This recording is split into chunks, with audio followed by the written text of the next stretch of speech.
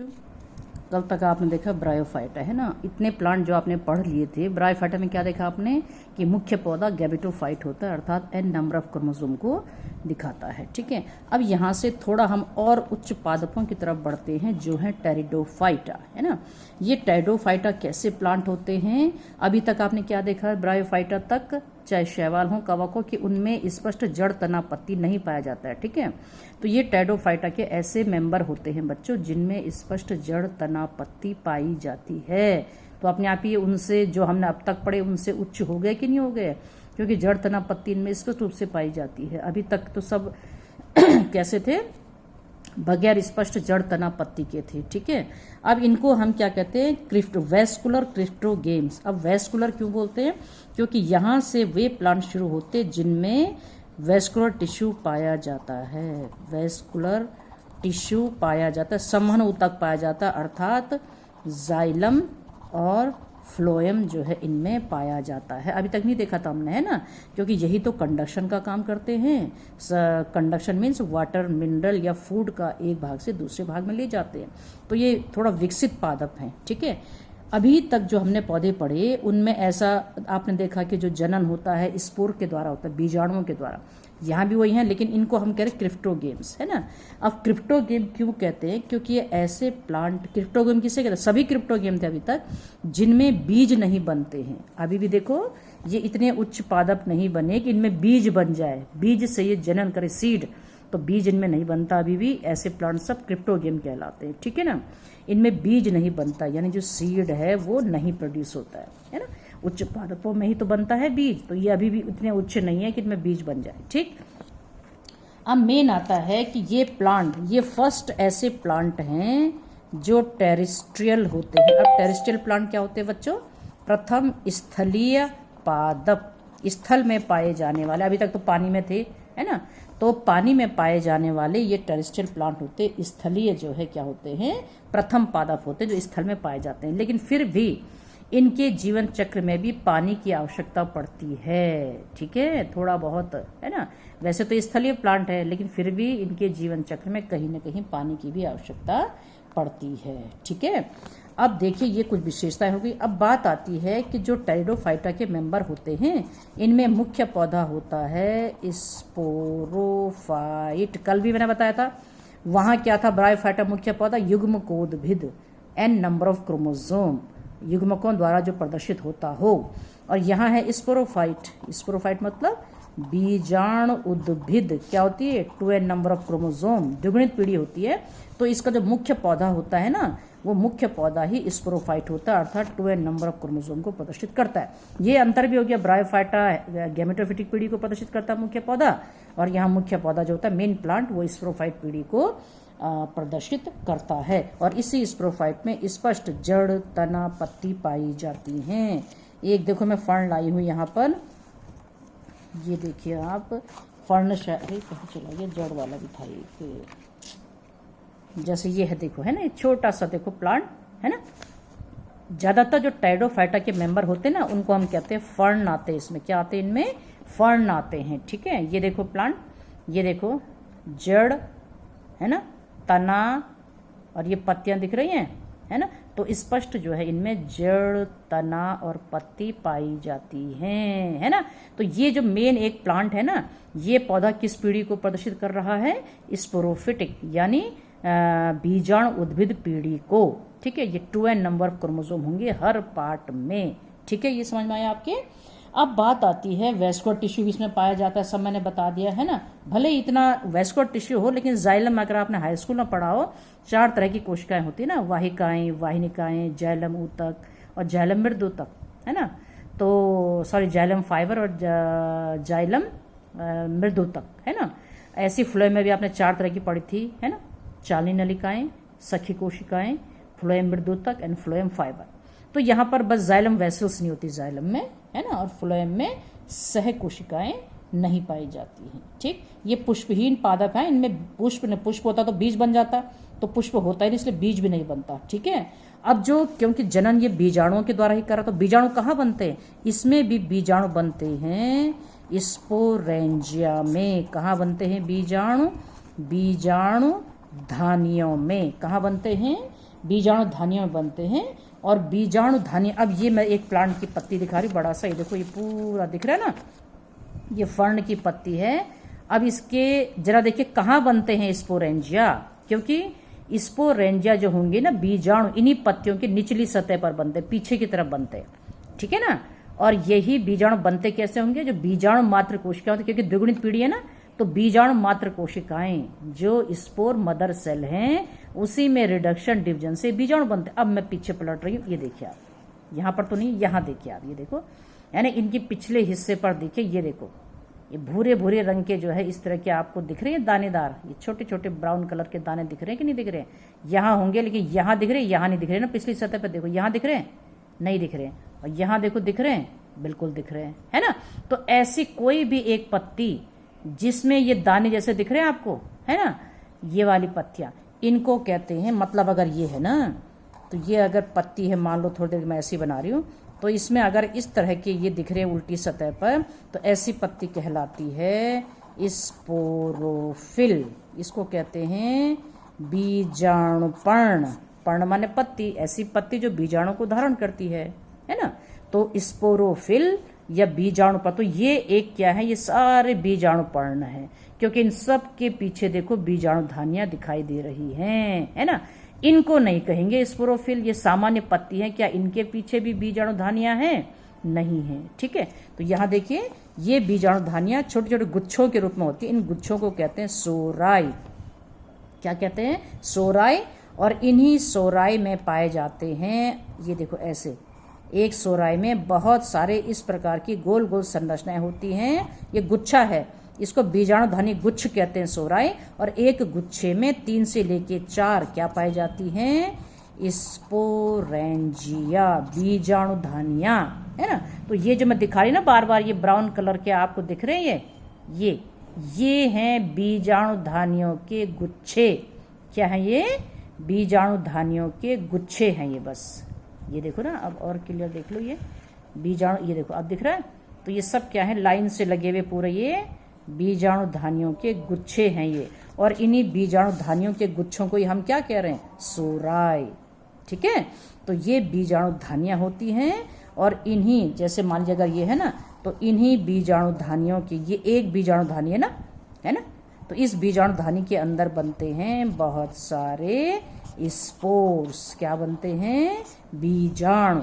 और यही बीजाणु जब बाहर आते हैं ना, तो ये अंकुरित होकर, अब देखो यहाँ पर आप कहोगे कि ये तो स्पोरोफिटिक जनरेशन थी, ठीक है, स्पोरोफिटिक जनरेशन थी, तो ये बीजाणु कैसे बने होंगे। सबसे पहले तो इस बीजाणु धानी के अंदर क्या रहे होंगे, स्पोर मदर सेल बनी होंगी, बीजाणु मात्र कोशिका क्या बनी होंगी, बीजाणु मदर सेल होती ना कोई भी, तो मदर डिप्लॉयड होती, मैंने पहले भी कहा आपसे। तो इन्हीं बीजाणु मात्र कोशिकाओं, पहले बीजाणु मात्र कोशिकाएं बनेंगी इस बीजाणु धानियों के अंदर, और बीजाणु मात्र कोशिकाओं में रिडक्शन डिवीजन जब होगा तभी तो क्या बनेंगे, स्पोर। रिडक्शन डिवीजन मतलब अर्धसूत्री विभाजन होगा, स्पोर बनेंगे। तो स्पोर जो होगा ना, ये अगुणित होंगे, ठीक है। और जब अगुणित होंगे तो यही स्पोर किसको शुरू करेंगी, अब गैमेटोफिटिक जनरेशन को, किस पीढ़ी को बनाएंगे अब ये, गैमेटोफिटिक जनरेशन या गैमेटोफाइट को। गैमेटोफाइट क्या होता है, अगुणित पीढ़ी होती है ना। तो यहाँ भी देखो स्पष्ट पीढ़ी एकांतरण है, स्पोरोफिटिक पीढ़ी जन्म दे रही है गैमेटोफाइट को। फिर बाद में बताऊंगी कैसे गैमेटोफाइट फिर जन्म देगी स्पोरोफाइट को। तो स्पष्ट पीढ़ी एकांतरण यहाँ भी है। तो फिर सुन लीजिए, ऐसी पत्तियां जिनमें बीजाणु धानियां बनती हैं, गुच्छे के रूप में होती है, जिनको सोराई कहते हैं। और ये गुच्छे के रूप में बीजाणु धानियां जिस पत्ती में बनेंगी उसको कहेंगे बीजाणुपर्ण, स्पोरोफिल, ठीक है। और इन्हीं बीजाणु धानियों में क्या बनते हैं, स्पोर्स उत्पन्न होते हैं। क्लियर हो गया आपको ये, है ना। और जो स्पोर जब अंकुरित होकर के गैमेटोफाइट बनाते तो इसका गैमेटोफाइट कम समय के लिए होता है, ठीक है। और इसी गैमेटोफाइट पर अगली विशेषता, गैमेटो जो फाइट है ना, इसका गैमेटोफाइट, इस गैमेटोफाइट पर बनते हैं मेल ऑर्गन और फीमेल ऑर्गन। समझ आया कुछ, गैमेटोफाइट पर ही क्या डेवलप होते हैं, नर और मादा जनन अंग, और बिल्कुल ब्रायोफाइटा की तरह, है ना। मेल जनन अंगों को यहाँ पर कहते हैं, यहाँ भी वही बनता है एंथ्रिडिया, और फीमेल क्या बनेंगी? आर्चिगोनिया। पुंधानिया और स्त्री धानिया बिल्कुल ब्रायोफाइटा की तरह है, लेकिन ये गैमेटोफाइट बनेगा ना जब स्पोरोफिटिक पीढ़ी जो जन्म देगी, अंकुरित जो बीजाणु होता है, जो अंकुरित होता है तो गैमेटोफाइट ही तो बनाता है। और फर्ण के गैमेटोफाइट को हम कहते हैं प्रोथैलस। क्या कहते हैं फर्ण के गैमेटोफाइट को? प्रोथैलस कहा जाता है। वो गैमेटोफाइट लेकिन उसको प्रोथैलस कहते हैं। इस तरह का होता है इसका प्रोथैलस जो होता है ना बच्चों, वो इस तरह का होता है। ये देखिए ये पूरा है ना, और यहाँ पर ऊपर की तरफ वही उसी तरह की, ये देखो ये आर्चिगोनिया ऊपर की तरफ होती हैं, है ना, और यहाँ जो एंथ्रिडिया होती है वो निचले साइड पर होती हैं। क्लियर हो गया ना? तो ये है आपका प्रोथैलस। ये बनाने के लिए आता कभी कभी, है ना। तो इसी प्रोथैलस में ये गैमेटोफिटिक पीढ़ी को दिखा रहा है। इसमें ये आर्किगोनिया है फीमेल रिप्रोडक्टिव ऑर्गन, ये एंथ्रिडिया है मेल रिप्रोडक्टिव ऑर्गन। तो पुंधानी और स्त्री धानी इसमें गैमेटोफाइट में बनती हैं। आपको पता ही है एंथ्रिडिया में क्या बनते हैं? नर युग्मक। क्या बनते हैं?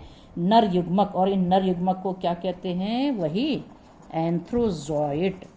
फीमेल में क्या बनता है? मादा युग्मक, जिसको क्या कहते हैं? अंड कोशिका। क्या कहते हैं? अंड कोशिका। तो आपने समझ में आया कि इन पौधों में स्पष्ट पीढ़ी एकांतरण पाया जाता है। जो मैंने छोटा पौधा बताया था ना आपको, ये सॉरी बताना भूल गया आपको, इसमें जो जड़ होती है ना ये अंडरग्राउंड होता है। इसमें तो तना होता है, सॉरी तना, इसका कुछ हिस्सा अंडरग्राउंड होता है जिसको हम राइजोइड कहते हैं। क्या कहते हैं? राइजोइड कहते हैं। तो ये जड़ें, इसी जड़ों के द्वारा ये किसी भी सॉइल पे, मिट्टी पे टिका होता है। पत्तियां तो आपको पता ही है ग्रीन है, बताने की आवश्यकता ही नहीं मुझे, ठीक है ना। तो अब मेन बात आती है कि इसकी एक और विशेषता फर्ण की, है ना, इनमें सर्सिनेट वर्नेशन पाया जाता है। सर्सिनेट वर्नेशन आप समझते हो? आपने कभी ऐसा देखा? ये देखो सर्सिनेट मतलब शुरू में पत्तियां ऐसे कुंडली की भांति लिपटी होती, ये देखो ऐसी होती है, ये देखो ऐसी होती है ना शुरू में, है ना। और इनमें क्या पाए थे? ब्राउन कलर के बाल पाए जाते, जिनको कहते हैं रेमेंटा। क्या बोलते हैं इनको? रेमेंटा कहा जाता है। यहाँ पर मैं देखती हूँ कहीं पढ़ा हो, उनको कहते हैं रेमेंटा। अब यहाँ पे है नहीं, ठीक है कोई बात नहीं। इसमें ये होते हैं ब्राउन कलर के, है ना, क्या होते हैं? ब्राउन कलर के इस तरह के जो है रेमेंटा पाया जाता है। ये इसमें दिख रहा है, थोड़ा सा देखो, ये दिख रहे हैं ब्राउन कलर के, है ना। इनको क्या कहते हैं? रेमेंटा। क्या कहते हैं इनको? ये देखो ये दिख रहे हैं, है ना। तो ब्राउन कलर के रेमेंटा होते हैं, ठीक है। तो ये जो विन्यास है ना, जिसमें पत्तियां शुरू में इस तरह से मुड़ी होती है कुंडली की भांति, इनको कहते हैं सर्सिनेट वर्नेशन, यानी किसलय विन्यास। क्या कहते हैं? किसलय विन्यास। ये विशेषता होती है फर्ण की, टेडोफाइटा की। बाद में पत्ती फिर जो है क्या हो जाती है? सीधी हो जाती है। मतलब शुरू में ये बिल्कुल ऐसे मुड़ी रहती है ना। आपने खाया भी होगा, आप बाजार में बिकता तो है, सब्जी बनाते हैं इसकी फैमिली का ही तो है वो, जिसको आप लिंगड़ा कहते हैं गढ़वाल में ना, लिंगड़ा, है ना। खाते हैं उसको? नहीं खाते हैं। इसी तरह का तो मुड़े रहते हैं बिल्कुल गोल गोल से ऐसे। तो ये किसलय विन्यास कहलाता है ना। तो ये क्या हो गई? कुछ विशेषताएं हो गई आपके किसकी? फर्ण की, है ना। और ये जो फर्ण है जिसको मैं कह रही हूँ, इसको ड्राइप्टेरिस कहते हैं। क्या कहते हैं? ड्राइप्टेरिस जो है इसको कहा जाता है। तो रेमेंटा क्या हो गया? छोटे छोटे ब्राउन बाल। और ये विन्यास क्या कहलाता है? किसलय विन्यास, है ना। अब बात आती है, अब मैं किताब से आपको बता दूं, ये थी ना पत्ती, देखो अलग से मैं देखूं उसको, तो ये देखो सर्सिनेट लीफ दिख रही है, बिल्कुल मुड़ी हुई। और ये स्पोरोफिल दिख रहा है, इसी स्पोरोफिल के पीछे देखो ये बीजाणुधानी के गुच्छे दिख रहे हैं, है ना। तो इन्हीं में जो है बीजाणुधानियों के, एक बीजाणुधानी को हम देखें तो ऐसी होती है बच्चों, है ना। बीजाणु अगर पत्ती के हम काटे तो ऐसा दिखता है। ये दिख रहा है आपको, ये है ना। तो इसमें ये दिख रहे हैं, ये बीजाणुधानी है सारे, ये सोराई है। और ये देखो इससे ये ढका हुआ है ना पूरा इस तरह से, ये दिख रहा है आपको, कवर्ड इंडूसियम कहते हैं इसको। इंडूसियम जो है ये बीजाणुधानियों को ढके रहता है, ये देखो इस तरह से, ठीक है ना। तो ये क्या है? एक तरह से जब हम काटते हैं ना पत्ती की, जो स्पोरोफिल है जो मैंने दिखाए थे गुच्छे, उसकी काट में ये ऐसा दिखेगा, मतलब, ठीक है। तो ये बीजाणुधानियां लगी हुई है। एक बीजाणुधानी को देखिए हम, ऐसी होती देखो बच्चों, है ना। तो बीजाणुधानी के चारों तरफ एक कवर होता है मोटी कोशिकाओं का, जिसको एनुलस कहते हैं, एनुलस। और ये देखो यहाँ पर स्ट्रोमियम है। ये इसकी क्या होती है ना, एनुलस की जो भित्तियां होती है बहुत मोटी होती है, लेकिन कुछ स्थानों पर ये क्या होता है, देखो बहुत ही पतली भित्ती वाली होती है। ये देखो बहुत ही पतली भित्ती वाली होती है ना ये, है ना। तो जब ये बीजाणुधानियाँ पक जाती हैं ना, इसके अंदर जो बीजाणु मात्र कोशिकाएं होती हैं वो रिडक्शन डिवीजन से जब स्पोर बनाती हैं, तो स्पोर जब इसके अंदर बन जाती है, ये देखो तो ये एनुलस दिख रहा है कैसे फटता है, ये पतली भित्ति वाली कोशिकाएं दिख रही हैं आपको यहाँ पे। तो जैसे इससे पानी रिलीज होता है ना, पानी, तो ये सिकुड़ने लगती हैं कोशिकाएं। तो एनुलस जब पूरा ये इस तरह से यूं सिकुड़ेगा तो सिकुड़ करके फट जाएगा, यहाँ पतली भित्तियां हैं, तो यहाँ से स्पोर क्या हो जाता है, ये देखिए पूरा का पूरा एनुलस जो होता है ना, ये देखो इस तरह से पलट जाता है और सारे स्पोर क्या हो जाते हैं, बाहर निकल आते हैं। ठीक है, वलय है ये, वलय। ठीक, ये एक बीजाणुधानी। अब देखो युग्म, ये मैंने क्या कहा था, बीजाणु किसको शुरू करेंगे, युग्म को, उद्भिद पीढ़ी को। तो ये देखो अंकुरित होते हैं, धीरे धीरे एक हार्ट के आकार का क्या बन जाता है, प्रोथैलस। ये है प्रोथैलस। इस प्रोथैलस में भी स्वतंत्र होता है, ये अपने आप बनाता अपना भोजन।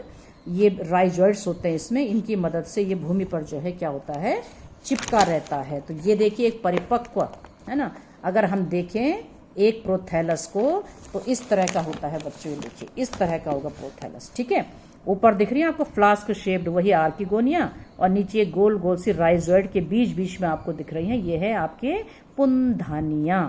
ठीक है, इन पुंधानियों में बनते हैं क्या, एंथ्रोजोइड। देखो आप याद करो, ब्रायोफाइटा में जो एंथ्रोजोइड थे ना, वो कैसे थे, ब्रायोफाइटा के जो एंथ्रोजोइड थे वो इस तरह के थे ना, बाइफ्लैजलेट, ये देखिए द्विपक्ष युक्त था ना। और इसका जो ये देखिए एंथ्रोजोइड्स होते हैं, ये मल्टी सेलर होते हैं, मल्टी माने बहुत सारे सिलिया होते हैं उसमें, यही अंतर इन दोनों में। ठीक हो गया है ना। तो बस जैसे ही आपका जो पुंधानी होती है फटती है, एंथ्रोजोइड बाहर आ जाते हैं। ठीक, और ये देखिए आर्किगोनिया, स्त्रीधानी वही अंड कोशिका, उल्टी लटकी होती है ना, देखो यहाँ पे दिखाया तो मैंने आपको, ये उल्टी लटकी हुई है, देखो है ना। तो ये देखो पुंधानिया, एक सॉरी क्या है, स्त्रीधानी, आर्किगोनिया एग है, ये वेंटर कैनाल सेल है, नेक कैनाल सेल, इसमें एक ही होती है नेक कैनाल सेल। ठीक है ना।